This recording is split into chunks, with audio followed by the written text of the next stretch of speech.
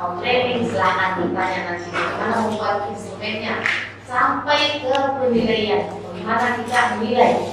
Kan kata kamu biasa karena menilai yang ini abu apa sampai ke penilaian, bagaimana kita membuat instrumen dan bagaimana kita menilainya kalau ada masalah ini.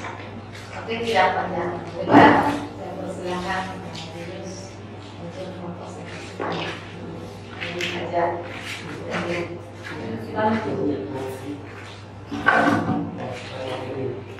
Oh, ada bikin ada sama saja ya, karena ada contoh-contohnya. Oke, ada beberapa lain.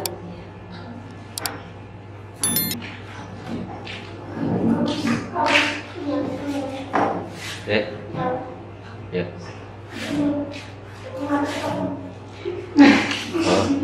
Oke, baik. Bismillahirrahmanirrahim. Assalamualaikum warahmatullahi wabarakatuh.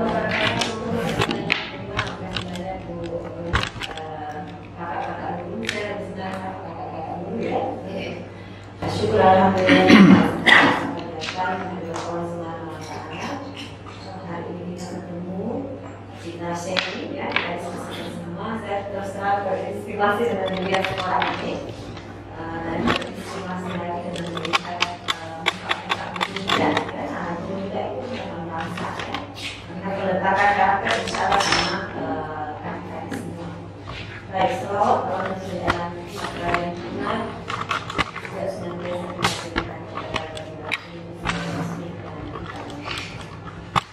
Insyaallah kegiatan kita ini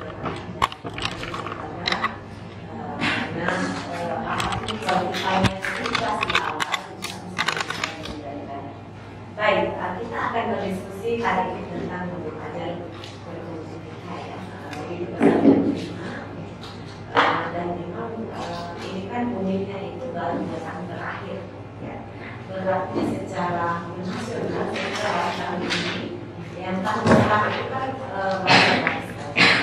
tahun ini semua di level 10 SMA atau berikutnya, kemudian kelas 7 untuk SMP itu semua dilakukan.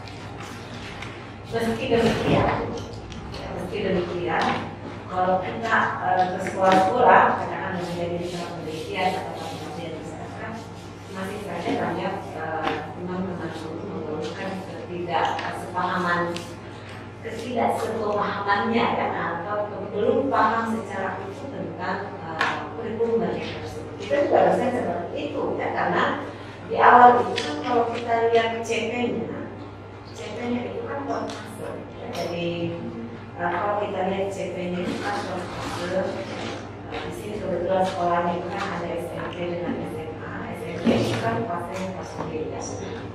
Kemudian SMA-nya pas dengan mas CP itu sangat luas ya, sangat luas. Nanti dari CP ini diturunkan pada CP itu mungkin kita akan membahas dulu sedikit itu, baru kemudian masuk kita ke teknisnya. Istilah ya, saya kasih istilah. Iya, makanya kita mulai dulu ya. Oke. Tentunya perlu kita ada dulu masing-masing di diri kita ya. Oke. Kita pikirkan dalam diri kakak-kakak ya. Tadinya saya pikir formal sekali, saya pikir sudah ada udah ada berkumis ya, tapi tugasnya masih tipis ya. Iya. Ini kan ini apa namanya sepeda ini saya bawa ke sini dalam latihan jadi ini juga saya bawa. Tapi kan orang-orang itu ada setidaknya. Oke, mungkin bisa sharing dulu. Kan jadi video di sekolahnya kalau mendengar kita mau belajar. Kakak siapa dulu? Kakak. Kami langsung. Nah, silakan. Rekaman? Ya, lepas kacamata. Silakan aja, silakan. Kalau sebelum ada kurikulum merdeka, modul ajar itu yang saya pahami itu yaitu semacam buku ajar yang ada materi-materi ini pelajarannya, tapi tidak ada kayak apa kegiatan, kan ada kegiatan kegiatan aktivitas belajarnya. Nah kalau yang modul ajaran sebelumnya itu hanya berisikan materi. Materi modul ajar yang dimaksudkan anak-anak adalah bahan sumber belajar ya yang digunakan oleh siswa. Di dalamnya itu ada materi, ada materi. Nah sekarang karena sudah lihat, sudah searching dari ajar berbasis Google, sudah ya? Sudah pernah. Oke. Yang lain, jadi modul ajar yang dimaksud Bu Ana ini atau Kak Ana adalah panduan belajar ya, panduan belajar. Oke, yang lainnya sama ya? Kalau saya itu kadang saya mengajar Amerika. Jadi modul ajar saya itu adalah program dari asesmennya kan. Iya, dari tadi terus pemahaman saya kalau modul ajar kami itu tidak untuk menyediakan pelajaran. Kayak workshopnya pun setiap hari kayak apa yang punyanya Montessori ya kami itu adaptasi dari sini ya tapi bahannya itu kiranya disederhanakan iya. Makasih Mas. Ada lagi dong.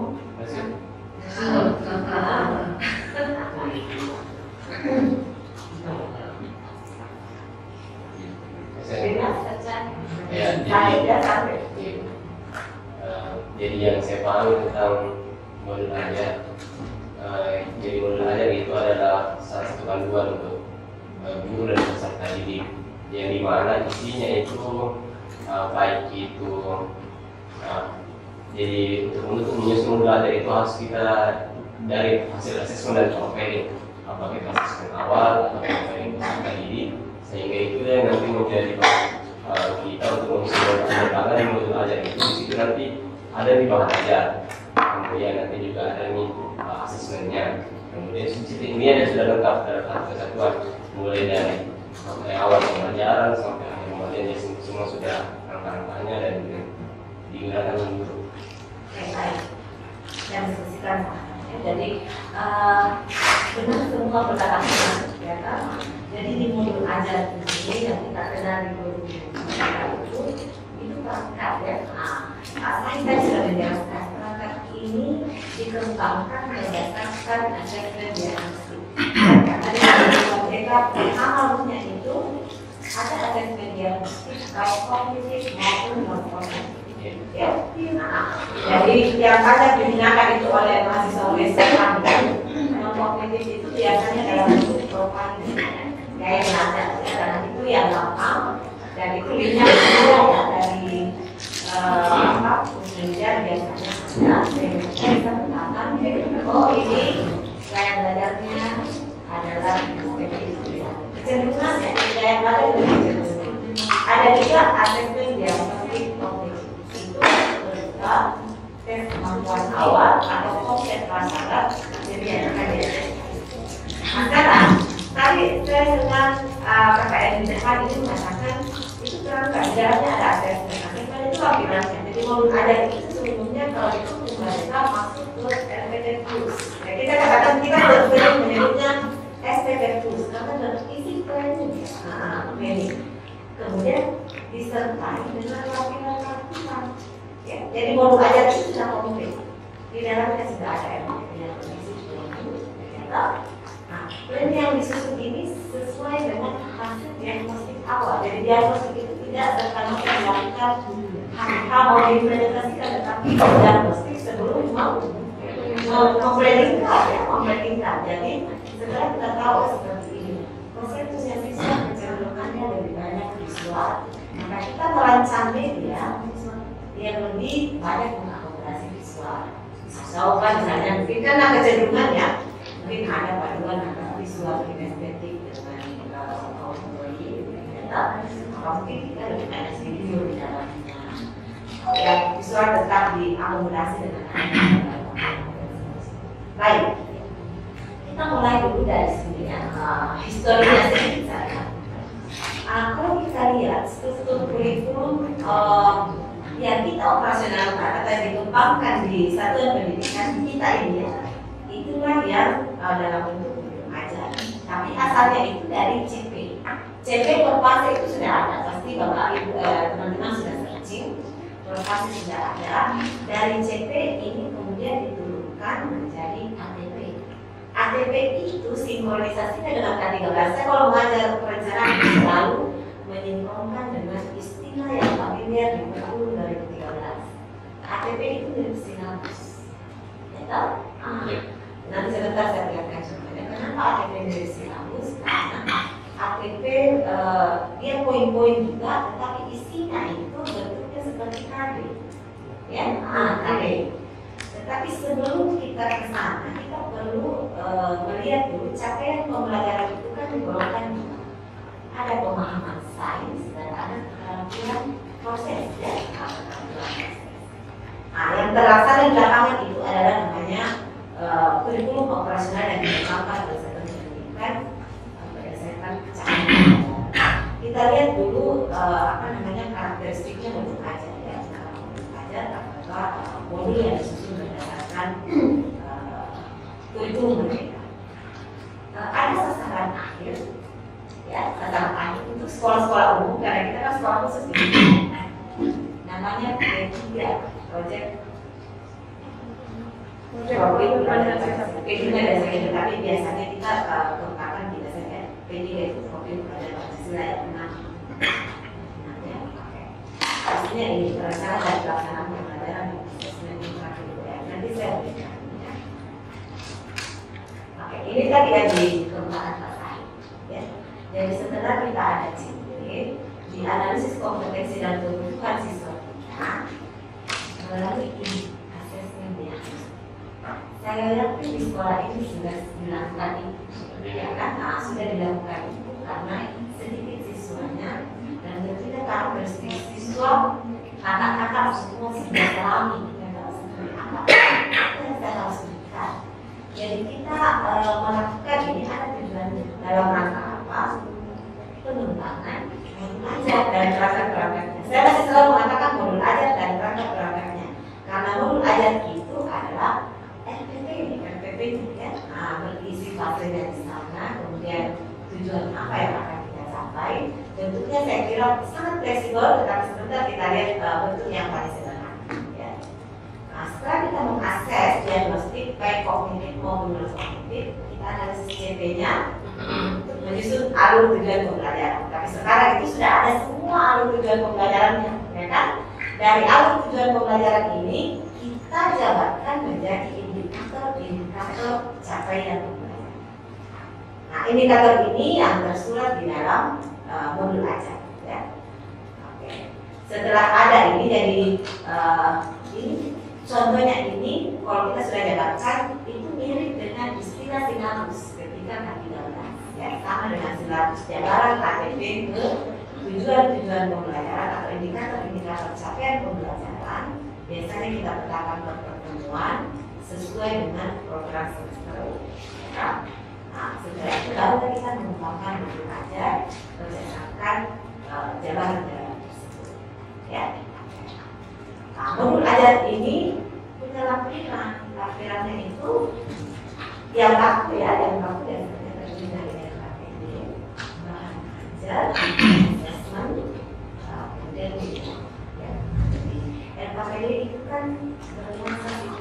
Jadi untuk kurikulum merdeka itu biasanya kita diarahkan untuk pembelajaran di kelas ya menggunakan metode pembelajaran ya, model pembelajaran inovasi pakai SNAP, dan dengan kelima kita menjadi orientasi proyek. Ya, saya awalnya itu sudah turun di lapangan, saya pikir proyek terkait materi, ternyata proyek terkait tema ya. Nah, itu yang tidak boleh kalau dilihat saya kemarin sama saya proyek terkait materi, dia proyek terkait tema ya, tapi tidak masalah. Oke, baik. Ini nanti ya, jadi selalu di lampiran itu ada asesmennya.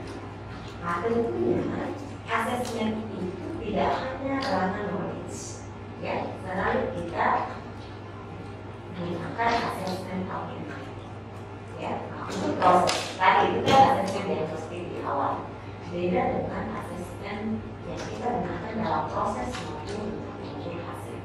Jadi kita dengar ada tiga asesmen, ada asesmen learning, ada asesmen listening, dan ada asesmen of learning, ya.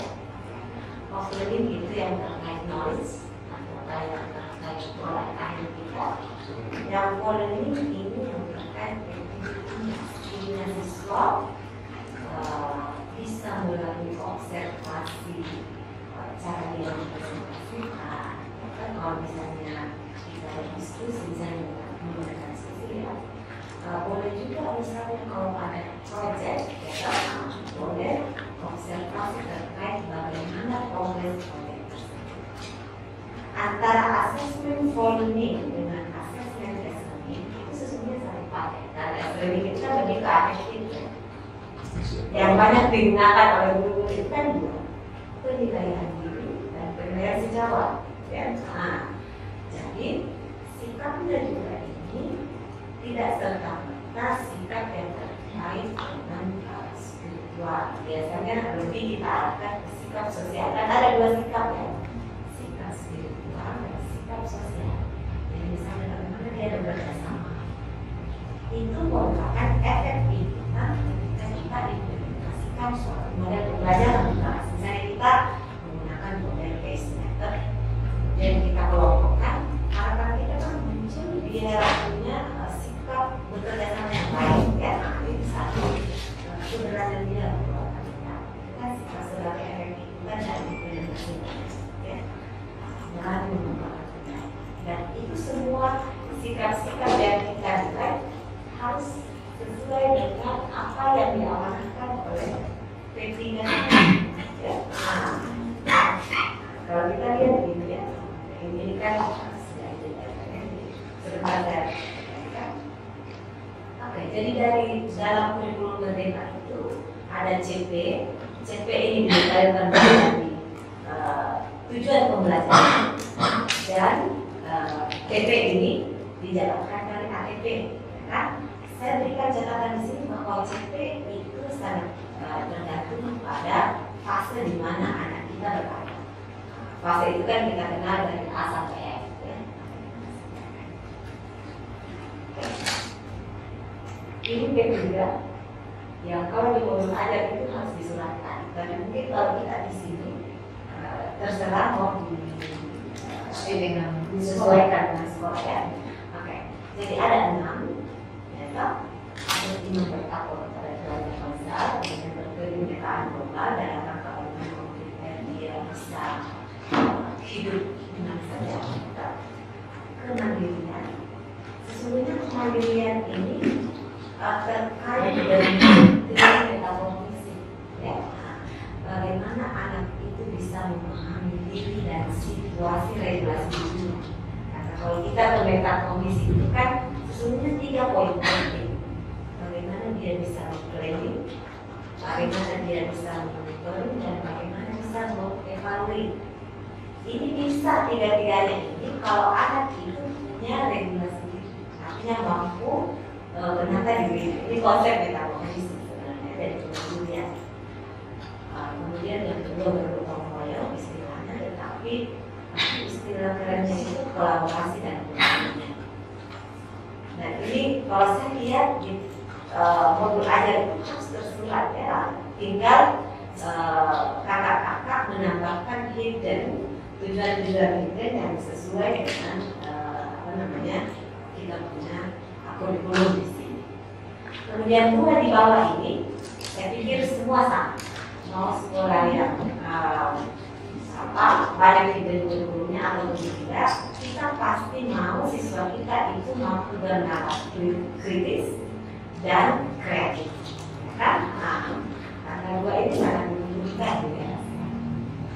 Ya, yang mana itu bernalar kritis, tentunya yang mampu menganalisis dan mengevaluasi, ya. Kalau kreatif itu lebih fleksibilitasnya dalam mendesain sesuatu. Ya, jadi kalau di sini kan menghasilkan gagasan konvensional dan sebagainya. Ya, jadi biasanya yang disuratkan itu yang 4 ini: mandiri, kerjasama, critical thinking, dan kreatif. Kalau yang 2 ini kan mungkin kita lebih banyak di sini mungkin ya berakhlak dan berkontribusi. Yang mirip juga. Mandiri dan kolaboratif itu Semua biasa semua ini. Jadi artinya mungkin bisa dilakukan. Ya. Baik, ini kalau kita lihat dari CP itulah yang turun dari periode operasional di satuan pendidikan. Apa saja untuk apa SMP ada di sini, kemudian SMA kelas 2 ada di sini, dan semester ya. Semua ini nanti kita akan menjadi dasar dalam pengembangan modul ajar. Jadi modul ajar itu kalau RPT dulu biasanya kan satu pertemuan, modul ajar lebih fleksibel. Bisa satu pertemuan, bisa 2 atau 3 kali pertemuan. Itu fleksibilitasnya. Kalau RPT kan dulu sekali pertemuan, ini tidak ya. Jadi bentuknya itu dipulangkan ke gurunya masing-masing. Yang penting tujuan pembelajarannya atau indikator capaian pertemuan, misalnya kita mau simplify ya, 3 pertemuan di dalamnya, kita tinggal tuliskan ini fase E misalnya ya, pertemuannya adalah 6 JP ini 3 pertemuan, tujuannya dituliskan ya. Nah, nanti kemudian tahapan operasionalnya per pertemuan itu digambarkan ya. Jadi sesungguhnya lebih fleksibel ya. Nah, saya tuliskan di sini modul ajar itu salah satu jenis perangkat ya. Nah, sering saya langsung katakan RPP Plus. Kenapa disebut RPP Plus? Karena tidak ada modul ajar kalau tidak ada lampirannya. Apa lampirannya? APD, media, bahan ajar, dan asesmen. Asesmen yang dimaksud itu tadi yang kedua ya. Nah, jangan lagi dimasukkan diagnostik. Diagnostik itu lain di luar lampiran itu ya. Nah, diagnostik itu kita sudah asesmen jauh-jauh hari sebelum kita mengajarkan. Ya. Di depan dia sebelum kita mengembangkan. Setiap satuan pendidikan yang menggunakan modul ajar, nah ini dipadankan dengan RPP Plus. Saya silakan itu ya, karena modul ajar tersebut memiliki komponen yang lebih lengkap dibanding RPP yang ada dalam ya. Oke, ini definisi saja. Nanti saya ini untuk dijadikan bahas ya. Oke, angkat aja RPP namun modul ajar memiliki yang lengkap. Oke,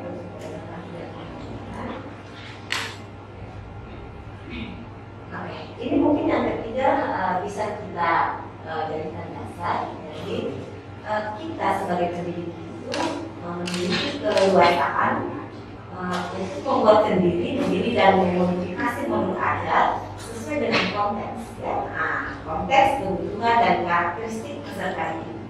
Ini berdasarkan apa? Berdasarkan diagnostik. Ya. Nah, jadi sekali lagi fleksibilitasnya sesungguhnya di situ. Karena di bukunya itu kan biasanya RPP itu dikembangkan oleh MGP yang dipakai secara seragam di mana-mana. Kalau sekarang tidak, karena kita mendiagnostik dulu mengembangkan modul ajar, maka betul-betul harusnya ya dilihatnya berdasar pada hasil diagnostik tadi, baik yang kognitif maupun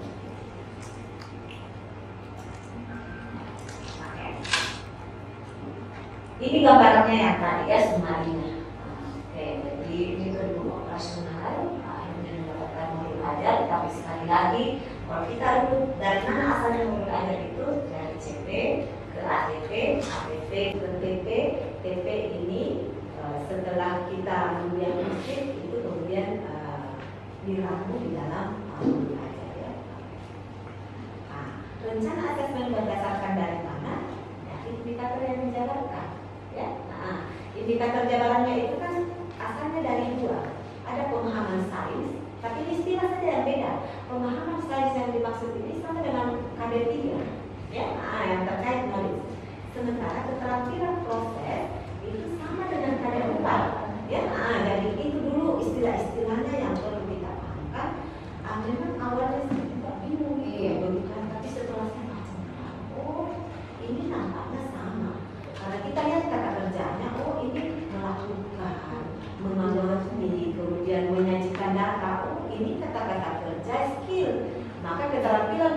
itu sama dengan istilah kali 4 di kurikulum.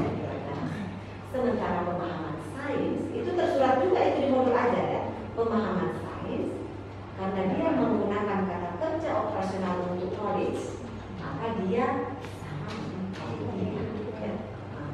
Jadi memang yang merefleksi kurikulum ini sesungguhnya suka suasana baru. Iya, padahal tidak ya. Baik, kita lihat komponen modul ajar yang lengkap. Ya, karena hasil capaian modul ajar itu kan kita sudah jelas ya tertera. Kelas 10 adalah fase E, 11-12 adalah fase F. Untuk SMP berarti dia ada di fase 5. Oke. Tuliskan jumlah jam belajar ya. Model pembelajaran itu harus ada di sana. Dimensi Pancasila tersurat ditambahkan dengan dimensi yang ada di sekolah ini ya. Sebenarnya. Kemudian yang menjadi ciri khas juga di modul ajar, kita tuliskan kompetensi awalnya atau kemampuan prasyarat. Kenapa dituliskan ini? Karena ada tes diagnostik kognitif yang kita berikan di awal. Ya, jadi misalnya saya mau mengajarkan pertimbangan kita, saya tuliskan kemampuan prasyaratnya adalah regulasi. Ya, misalnya seperti itu. Kenapa dituliskan? Karena artinya riwayat penyusunan modul ajar ini sudah diberikan tes diagnostik di awal terkait konsep-konsep prasyarat yang mendasari materi yang akan kita berikan. Ya. Ini kemudian ada detailnya lagi, ada istilah-istilah di dalam modul ajar itu, ada pertanyaan tematik, ada pemahaman bermakna, ada indikator keberhasilan. Pertanyaan tematik itu disuratkan, jadi dia semacam apel seksi, ya, dituliskan. Jadi di sini kita mau mengajarkan tentang pertimbangan kimia. Mungkin kita pertanyaan tematiknya terkait dengan konsep yang mendasari ya.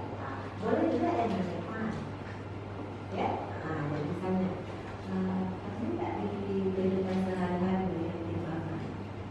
Mungkin akan mengatakan pernah, ya. Pernah melihat es yang melebur, tapi itu keseimbangan fisika ya. Atau hal lain ya, maka kita mengajarkan keseimbangan kimia. Kita lihat dulu mindsetnya Anda seperti apa. Itu pertanyaan penting ya. Asesmen kemudian sarana prasarana, rencana kegiatan. Ini rencana kegiatan operasional atau pertemuan. Kemudian ada lembar aktivitas. Aktivitas itu biasanya dalam bentuk KPD, penilaian dalam bentuk asesmen, kemudian bahan ajar. Ya. Ini ada tertulis di bawah karena memang modul ajar itu sangat fleksibel. Struktur modul ajar itu tidak wajib, sangat fleksibel tergantung satuan pendidikan. Ya. Dan kita boleh menyederhanakan tergantung usaha ini.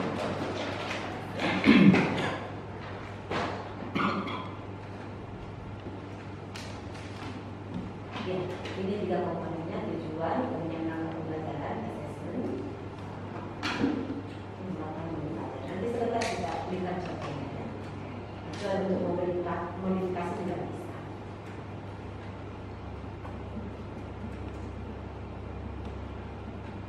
Ini rata-rata guru SMP ada kedua ya. Oke, ini tidak bisa langsung saja kita contoh modul ajar dalam kalian.